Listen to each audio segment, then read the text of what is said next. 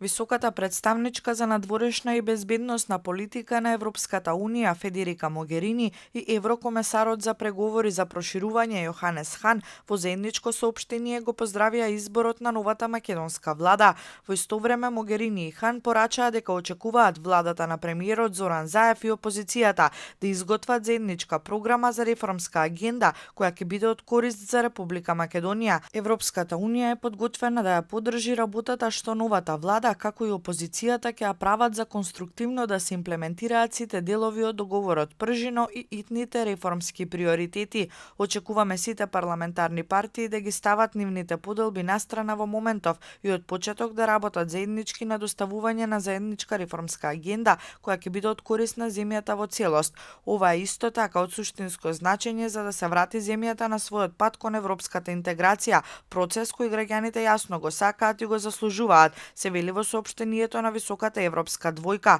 Американскиот Стейт Департмент во соопштението пишува дека како пријател и партнер на Македонија, Соединетите американски држави ќе соработуваат со новата влада и во нејзината работа кон исполнување на евроатлантските аспирации со имплементирање на итните реформи, засилување на владењето на правото, независноста на судството, слободата на медиумите и одговорноста на владата.